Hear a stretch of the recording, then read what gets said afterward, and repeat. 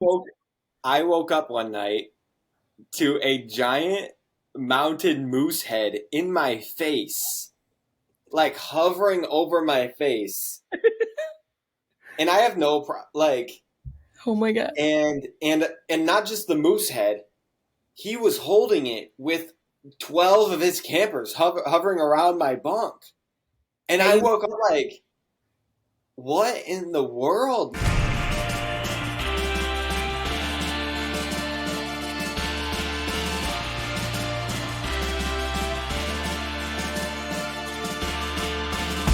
Hey, it's Brandon. Hey, it's Chelsea. We've ran that like 3 times, as you guys know. So Welcome to the Religious Dropouts podcast. we're so glad you're here. Yeah, we're talking about Christian camping today. And we had this like slogan when we were in Christian camping ministry. I don't know where it started or how but it was called Stay Campy. So that's really what we're going to be talking about. We are in our first installment of Staying Campy. This is installment 1 of 2. We're going to need everyone to rate us this week off of how campy we get. Are you ready? Because I'm ready. Do you want me to? If you're listening to this in your car, then you're screwed. But if you are watching it on YouTube, I know I'm 2-star campy regardless because I didn't bring any gear. I don't have any of the right snacks. I'm drinking tea. All we got was water and those small cups of lemonade at camp. So tea was not an offering. Yeah.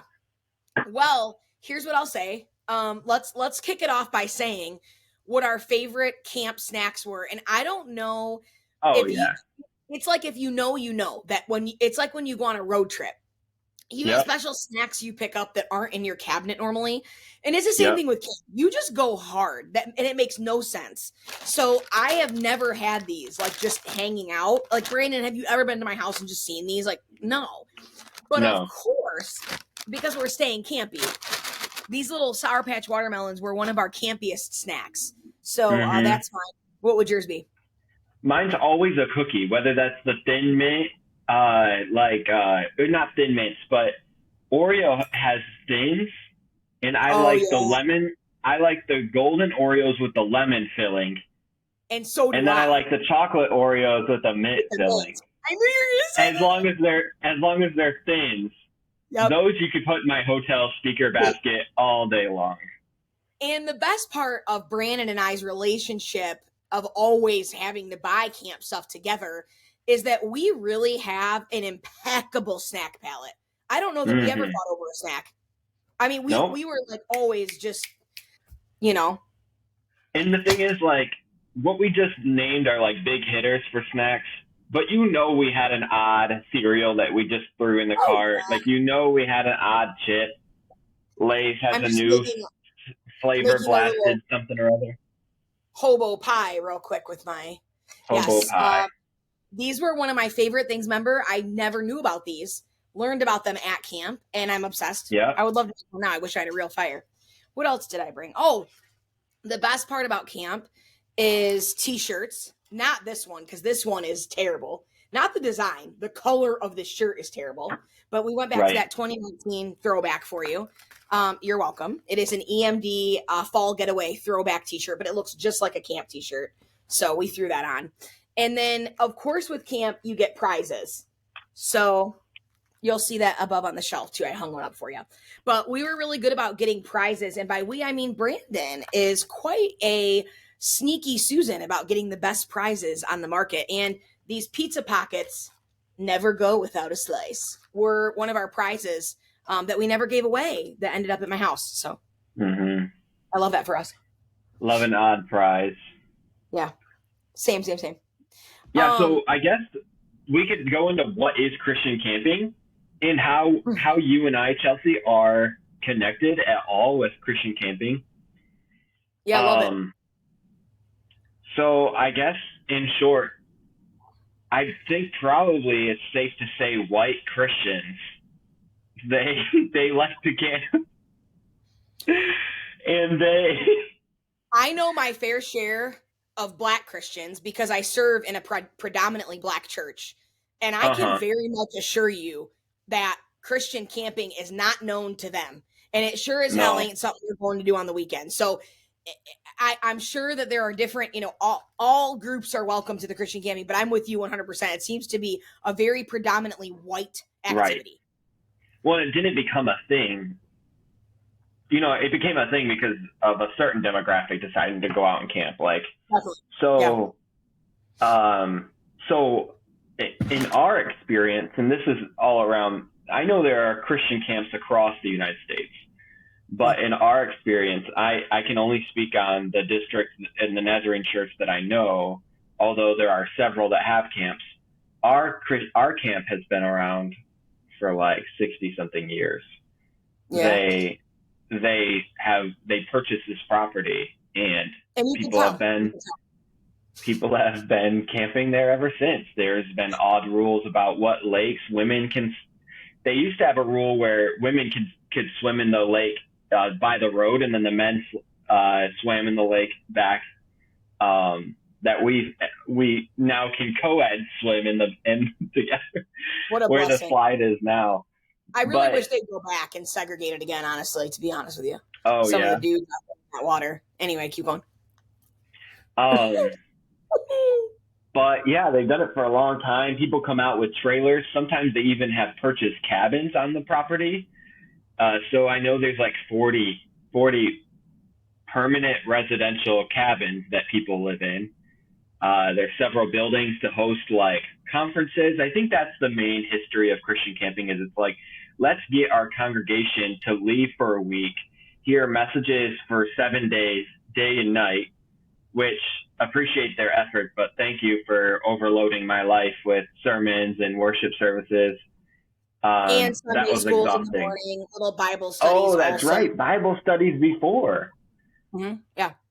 So just that's the idea. And they fish and do tournaments and stuff throughout the day, and they eat okay food at the dining hall, or they eat by their fire. Yeah, but when you said okay food, you really gave them too much credit, but continue, keep going. I don't know. Yeah, if we can find the photos of the camp food, I understand that. If you don't know, Brandon had a computer switcheroo and he's editing on something very old, which is, a whole other thing in itself. But if by the grace of God, he will allow Brandon's editing to be simple and we can get the camp food pictures, I promise you we'll put them up right here. And I know exactly where they are on my phone. So, I think I made a whole album of what camp food I have an album. It was shocking. It was so shocking. It was crazy. Anyways. It was crazy. So wait, how did you get, so you said Christian camping, a little bit of history, and then how you got involved. Yeah. How'd you get involved in it? Because I met you as a counselor. Yeah, I know. I have a picture of my family went growing up because I've been on that district my whole life. Before my parents divorced, my mom and dad had a trailer that they brought us out there, and they brought Ashley, Cody, Shelby, and I, and we camped all week. And awesome. I think I didn't know that. Yeah, so I have a picture actually of Shelby and I on the beach that's at like Water's Edge, and how old was she? Name drop. 1.5, maybe 2, and I'm like 4, and like Winnie the Pooh swim trunks, and you can see the dock in the back. Even though the dock is completely different. Back in the day, the dock was like covered in like a green turfy grass type thing, Chelsea, and it was wet when you touched it, like wet grass, but on a dock. Okay. Slimy. That makes me very uncomfortable. It was uncomfortable. Yep. Yeah. Makes me feel sick. So that's like, I guess, my first experience, but a lot of my favorite stories and whatnot are where I started to spend like a whole month of my life out there. Because as a youth pastor and as a camp counselor for two summers, I spent my whole summer there. But then directly after that summer that I was done being a camp counselor, I was a youth pastor for the next 4 or 5 years. And I spent a month collectively at this campground. Yeah. And I will say I brought my camp bag, and if you know, you know. And again, if you're not watching this on YouTube, I really think you're not getting the full effect. But I would have to agree with you about the youth pastor thing, because that's where I found out about Christian camping, and it was really weird to me because I couldn't imagine these people giving up their kids for a whole week to a campground. That was shocking to me. Like I was like, Yeah. I'm just going to take these 10 students to this random camp, because at the church I was at, none of my kids had ever been to camp and none of my parents had any clue about camp.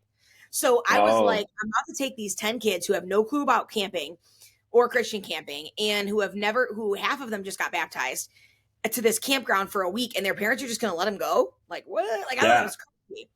And so as a youth pastor, the camp did this really cool thing which honestly, it was kind of cool, but where they had youth pastors come out, and we would be out there for every camp. So for like junior high camp, senior high camp, and then family camp, we'd be out there, like Brandon said, for like a collective month. And so, I mean, and I spent 9 years doing that, you know, and I was a director. I was our family camp program director for our teens. So that I had a lot more investment, you know, in the last 5 years or whatever that I was doing that. Yeah, but definitely. But I loved camp a lot. And so our perspective and a lot of our stories kind of come from you know, being out at this camp with students as youth pastors. I know some of Brandon's stories will probably be from counselor perspective too, but our perspectives and a lot of what you're going to hear are from our work out there and what we've seen and what we've heard and what we've watched. Yeah. Gosh, where do you go next? Oh my word. I'm going to play a voicemail actually, and here's why. So we're not playing like any voicemails on this episode, because we're saving all of our like people's voicemails and stories. We're saving all of that for part 2. So we wanted to just lay a foundation for you guys and share a couple of funny stories that we've experienced, a couple crazy things. And then it's going to be kind of a short episode, because then part 2, we're going to have all your stuff. But I thought that this voicemail was so good. It was a call that we got on the podcast line, and I love him so much. And I think he says his name, but I'm not going to say it until he does, because I want to wait. But block that out too if he says it, Chelsea. Oh, okay. So we got a call in on the podcast line from a guy that was at our camp. So Brandon and I were there when this guy was there, and he was in the worship team that was leading that week at this camp. So the worship teams that we would bring in to these camps were from a college. So let's say, I don't know, 5 to 8 college students would come in that week of camp, and they would lead these worship services. And he called in to leave a voicemail, and I just think it's the perfect segue into talking about what he's going to bring up. So I'm going to play it for you guys. Hey, religious dropouts. Love you guys. I'm just excited to share my camp story of doing ministry with Chelsea Macadam. So we were at Eastern Michigan District Camp in 2017. I was one of the band members traveling for Olivet Nazarene University. And I remember specifically on Thursday night, which was the prayer night, altar call night, somebody in the congregation there at the service had recently had a remission. They had experienced that their cancer had come back.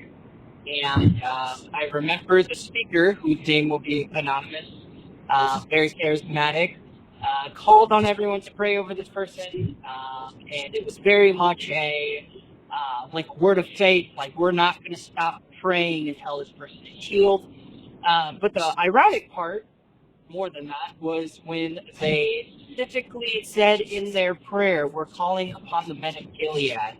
Now, don't know what that means. Men of Gilead was from a story in the Bible of Gideon. But I remember specifically my band members and I trying so hard to still play the music to set the mood for prayer time, while also equally trying not to make eye contact with anyone except our iPad, because of how crazy that phrase sounded and also just that experience. So you guys keep killing it, keep rocking it. Love you guys. Don't need Men of Gilead, but we need people like you who are just there for people in their time of need. So, thank you. Love you both. Oh. That was so sweet.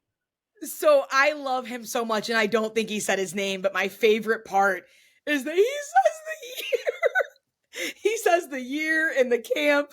So he gives Oh, like most details, and it's so funny because I don't know. I hope you could hear that recording, but I do want to just summarize and talk about that story super quick, and then we've got a couple speaker stories I think that we were kind of thinking about, but that story, we're at this camp, and one of our colleagues actually had recently gotten like a cancer diagnosis, but I'm 90% sure they got a cancer diagnosis, and then all in that same, like, in the same season, it was almost like immediately okay.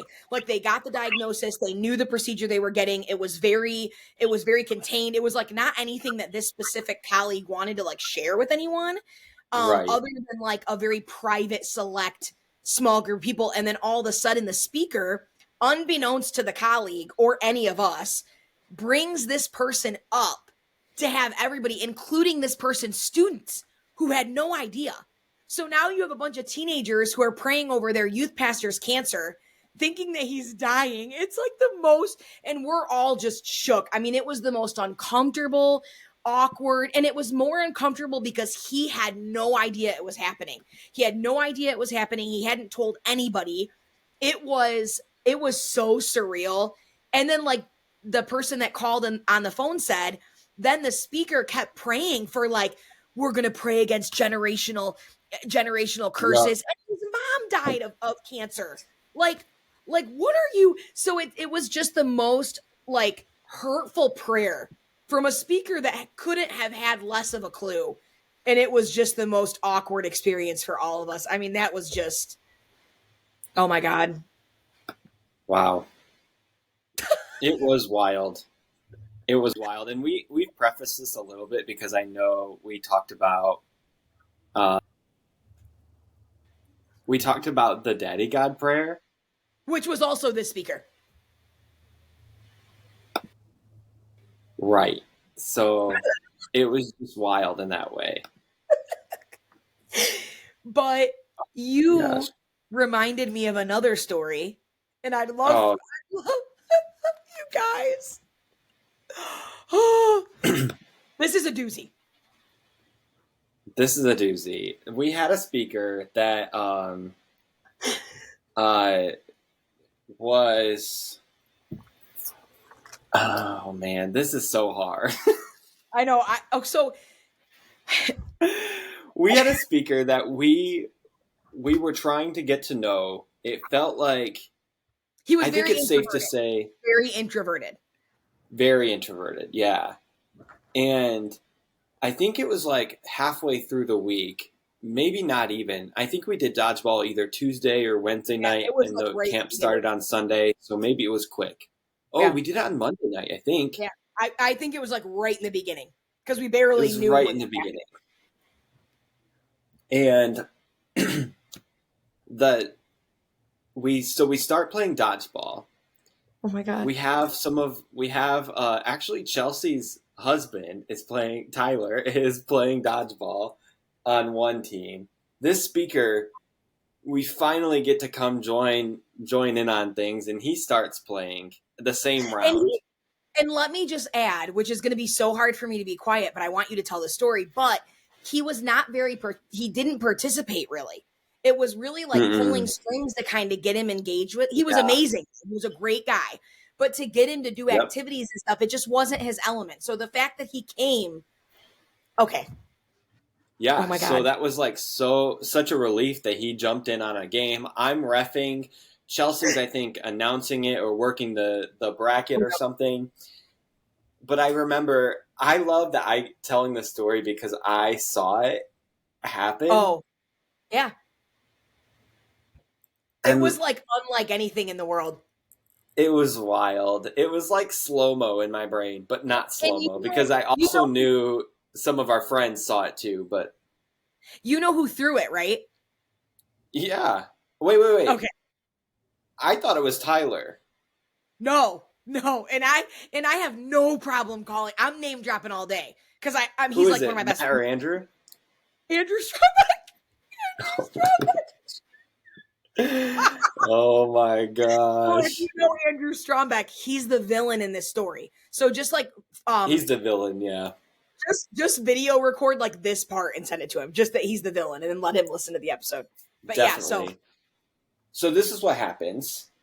This speaker has like, oh god, this speaker has like a unique bigger tooth. And I'm so sorry for people listening to me taking ethical pauses to wonder if I'm still in good graces with God. and by calling out. this is why people call me pure evil, because I just like don't give a shit. I'm just like, the dude had a big front tooth. The dude had a big front tooth, man. That's what it is. But he did. So the dodgeball game starts. It's getting wild. Andrew throws a dodgeball, and it hits this speaker right in his face.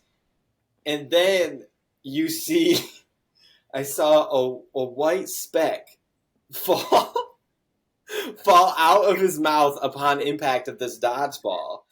And I see this speaker reach down, pick up that speck, which I'm suspecting is a tooth. Did you, in the moment, did you suspect that's what it was? Yes, totally. Okay, because I never saw the color. I had no clue what was going on in that moment. I knew because he had like that body posture of like a, oh shit, you grab your mouth and you're like, and he reaches down and he grabs that tooth. Oh and with all the swiftness, leaves to go back to his room and in the hotel rooms. But oh my gosh. So it was hysterical. Okay, this story is just like nothing I've ever. I mean, it to this day is probably one of the funniest camp experiences I've ever had. But the most crazy part was, so I don't know at what point I had jumped in and out of dodgeball games like all night. Like I would like do the bracket and then I'd play and then I'd do this and I'd play, and like I was just all over the place. Mm-hmm. And I also wasn't the NY president, and I wasn't directing camps at this time. So it wasn't like I was like the camp leader, but all of a sudden I see one of our camp directors is like running up to me, Andrew Strombeck, and he's like, hey, we need milk. We need milk right now. And I'm like, what? And he's like panicked, and he has the speaker. The speaker's like not too far next to him, but like far enough to where he like can't hear, but I can like see him, and it's like really awkward. And I'm like, what? Does he need a glass of milk? And why are you freaking out? And he's like, Chelsea, he needs to save his tooth. And I'm like, I'm sorry, what? And so I have to sit here and listen to Andrew tell me the story of how this speaker just got his tooth knocked out by a dodgeball, and he wants to preserve it in a cup of milk. Well, I have to seriously look at him because the speaker's right next to him, like 2 feet away. It was, and I don't think too. No, he asked you, and you were like, "I have coconut milk, maybe some almond, like a little bit of like protein almond milk." It was something like that. Like you didn't have 2% or whole milk or anything like that. Did he use almond milk for the tooth? Do you remember?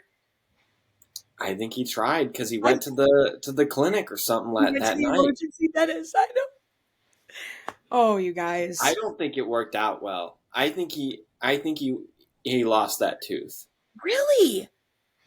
Wow, we'll have to get Andrew on this. And you know what? Yeah, we got to get Andrew Strombeck on this. It was one of those awkward uncomfortables, which this would be uncomfortable for anybody. So no shade. But like when you don't know the person, you don't exactly follow up a week later and say, "Hey, thank you for speaking at our camp. Hope you traveled safely. How's your tooth?" Just like, do you want to play dodgeball later? Like, oh my word. Dude. I really thought it was Tyler. That's actually funny. Another camp story. What do we got? Yeah, so we had so many speaker stories. We had so many speaker stories of people that just would blow your mind. And I think the thing about camp speakers that was always so crazy is when you have a camp speaker, you just never really know what you're going to get. Like, it's like a box of chocolates that doesn't have the thing at the bottom where you can see what you're eating. So Yeah, it's there's like no guide. there's no guide. So you would get these speakers and they would just say the most off the wall stuff. And like, oh my gosh, you guys, it was really crazy. But there was a night that the speaker was really good. I don't remember exactly what happened. Like, I remember the speaker was so great. And it was a great night. And then we were all hanging out. And all of a sudden I remember, I don't remember what initiated the concern, but I remember we were like hearing, I think we were hearing these rumblings that like something was going on and kids were being bullied. And so, so this is hilarious now to even think that this ever even, like, there's no way this was a real situation. But Brandon and I are like, let's get on the golf cart and go see what's kind of going on, if anything's even going on. And I think at this point we were like in the camp, like, I don't know, like the central area where you just hang out. Like we were like getting ready to go to bed, you know what I mean? And so we're like, let's just hop out there and see if these rumblings are true. So we go out to the was it the tabernacle that we went out to? I don't even remember. I'm not even remembering this story. So once it clicks, I'll be caught up. It'll be a clickaroony real fast. So we get out to the tabernacle, and all I remember, I remember so little because it was so traumatizing. All I remember is, and I'm pretty sure this was middle school camp. I'm like 90% sure it was middle school camp. Is there's these mattresses on the ground outside behind this, and it's the middle of the night. It's like midnight. And there's all these campers like chanting. And the counselors are like yelling. And these kids are on the mattresses fighting. Do you know what I'm talking about? I do, but you're imagining me on the golf cart with you, and it had to be somebody else because, Chelsea, I was a camp counselor. This was the first week we met. Oh! I was one of the camp counselors yelling because Matt Phillips was with me on the golf cart. And then when we got out there, you had just gotten out there, I think. I was so anti-prank as a camp counselor. Yeah. Probably I'm still anti-prank. I have a lot of trauma there. But I had all my campers in bed. Yeah. And then, but these cabins for the guys, they shared a cabin with another group. Well, so this other group decided they were going to be a part of this wild fight night type thing. I'm wild. Oh my gosh. Oh, my co-camp counselors are going to laugh at me for saying that this was wild. But I thought it was so stupid to wake these kids up in the middle of the night when they should be going to bed and have the guys go shirtless down to the tabernacle pavilion. And they were in a line shirtless, ready for fight night type things. And these counselors were just like... It's middle school. This was middle schoolers. Middle school. And they made them take off their shirt or whatever. They've got tiki torches. They've got this chant going on. I remember Chelsea and some other youth pastor coming up on the golf cart. And I remember really arguing with my co-camp counselors and saying, like, you guys are irresponsible to be doing this. Like, oh, yeah. And I looked like, I don't know, like I had the biggest stick up my ass. Brandon looked like a huge Weenie Hut Jr. Huge Weenie Hut Jr. But he looked like that to everybody at this point because we also, Matt and I, who I now remember pulling up on the golf cart with, you got to imagine we're pulling up on this situation and all we see is mattresses, a bunch of boys, counselors, and Brandon screaming. Like just yelling at it. And we're like, what is happening? And so we're thinking that maybe they just like brought their campers to come and like sleep outside and like have a fun. And Brandon's like, you guys are so irresponsible. Like we have no clue what's going on.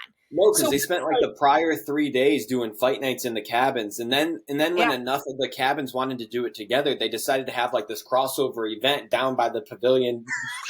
And like, oh, you guys, it was so frustrating because I'm like, this looks scary. Oh yeah, There are some kids that there were kids that said they were scared. Like, I mean, Yep. we obviously handled it. We, is it funny now looking back? Of course we joke about camp stuff, but at the Yeah. time we took it very seriously, and we let parents I know. ruined any bit of fun that it could have been. I ruined it. Yeah, thank God And though. so That was a broken nose waiting to happen. Absolutely. I really just thought it would be so traumatic. It looked traumatic. I was like, there's no way. There's no way you can do it because it looks hazing.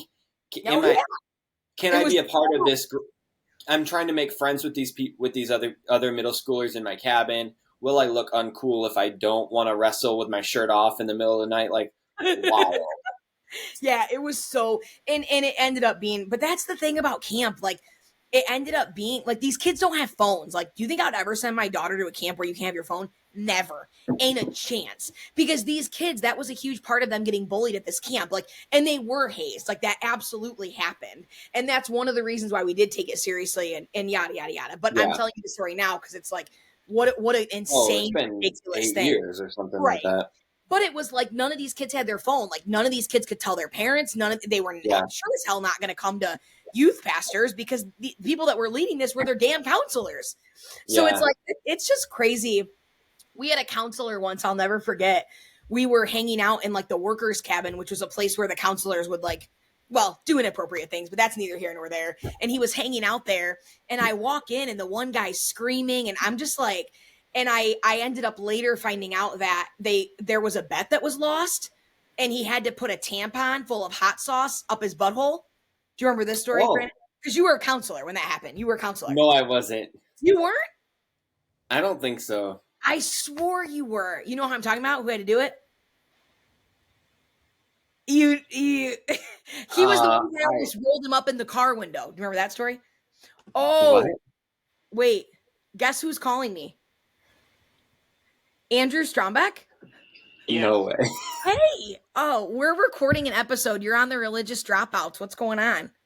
Well, not much. Just driving home. Sweet.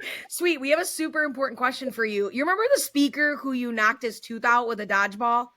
Of course. How could you forget? Okay, yeah. No, we couldn't forget. But what we did Never forget your first time.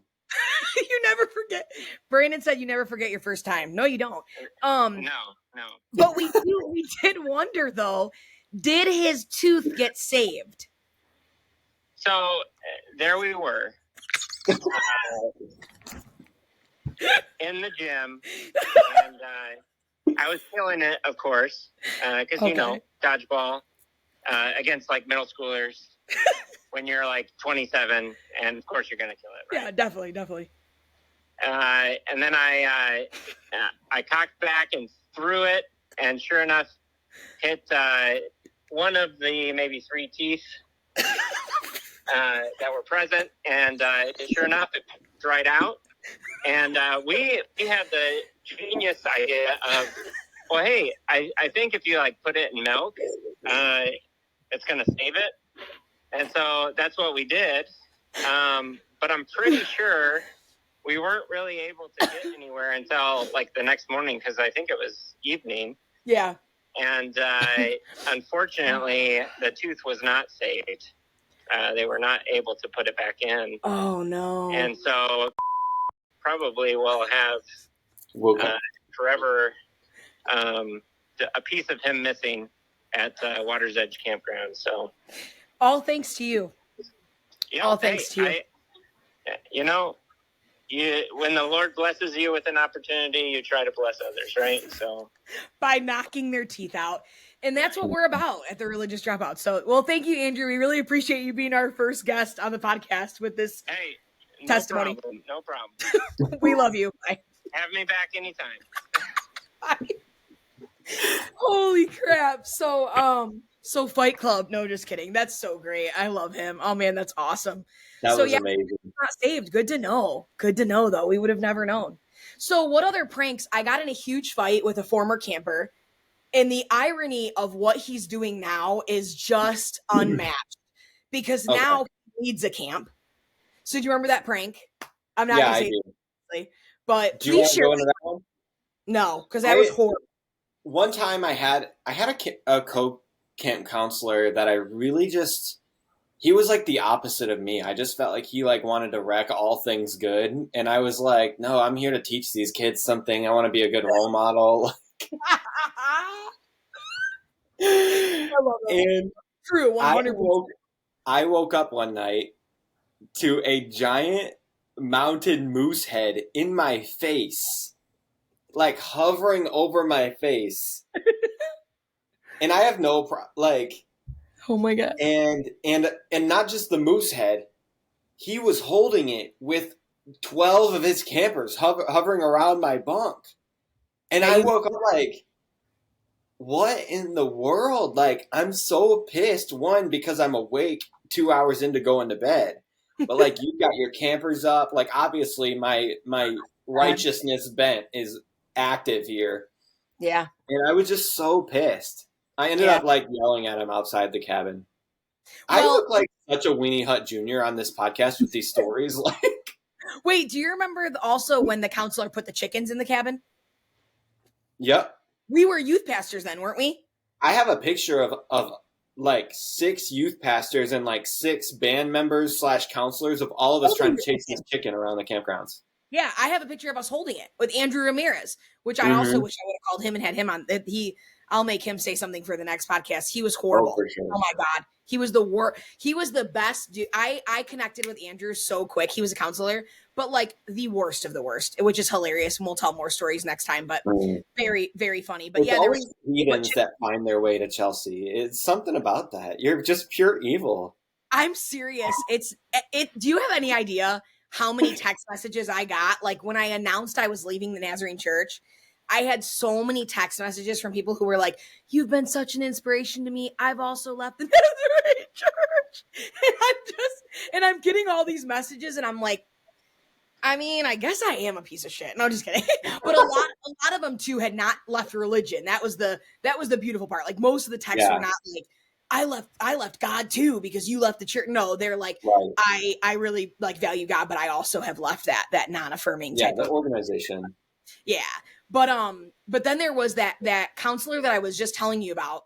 This is a good one. Wait. No, I think he was a camper.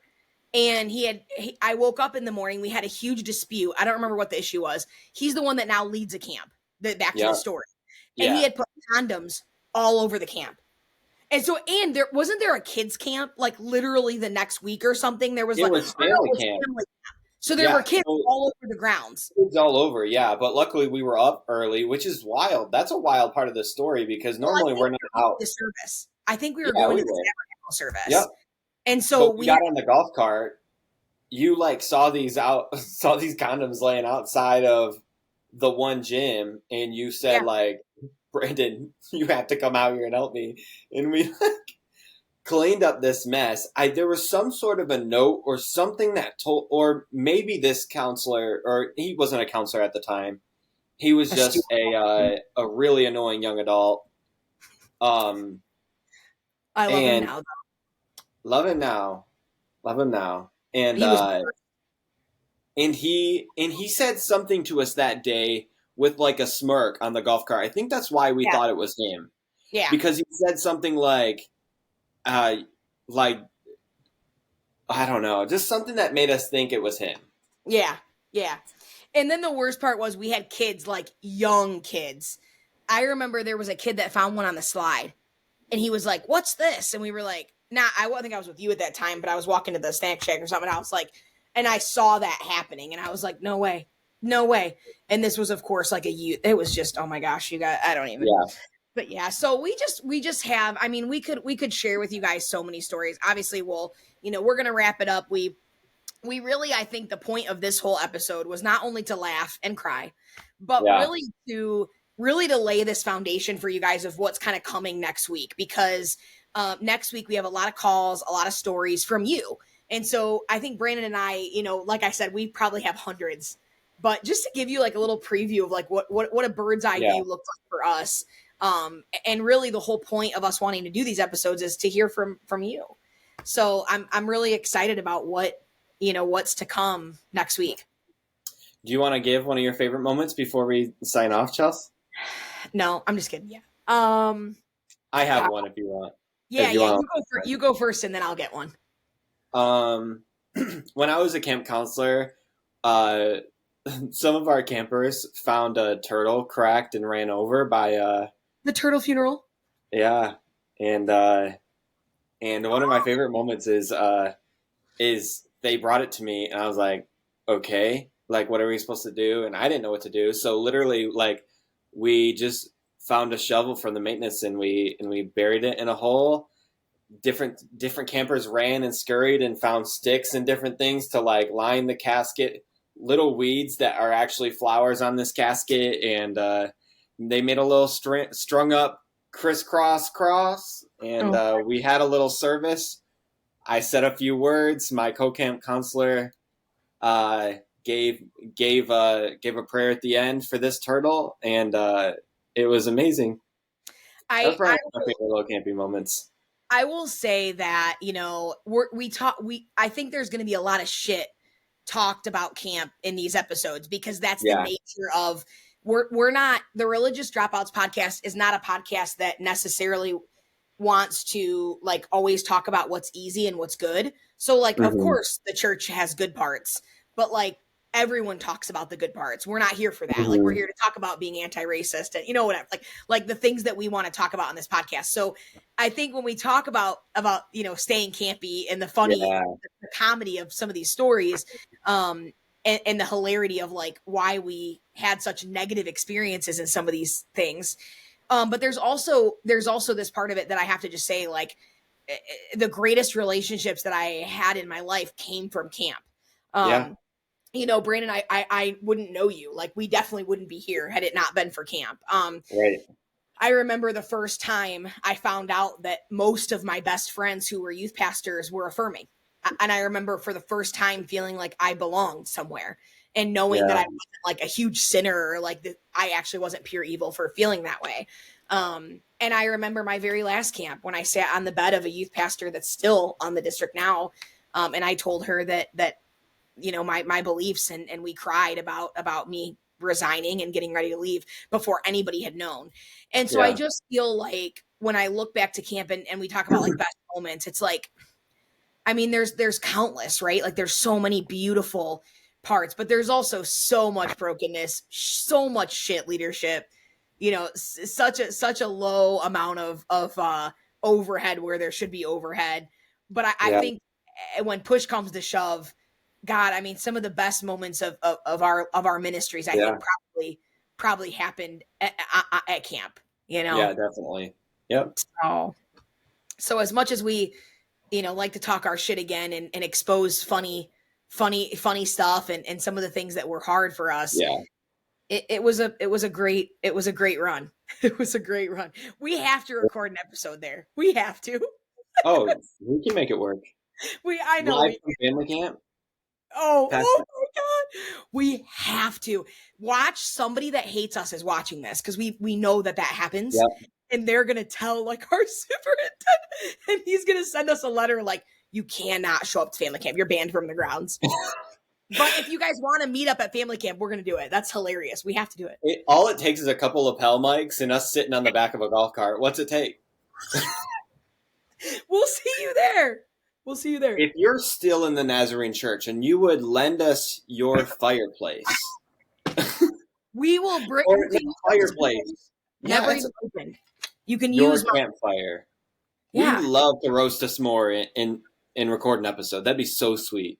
Yeah. So let us know. Let us know. We're hated by a lot of campfires around there. So there's a lot of campfires we can't go to, but if yours is a safe space, we're coming. Yeah, let us know. And in the meantime, stay campy. Stay campy. We love you guys. Talk to you soon. Bye. Hey fam, thanks for listening to this week's episode of the Religious Dropouts podcast. We hope it gave you a space to breathe, to laugh, and connect. It's our hope that as you journey along with us, that you too might find yourself saying, damn, it feels good to be a dropout. Be sure to check out our show notes for links to anything mentioned in this episode, including ways to connect with us on social media.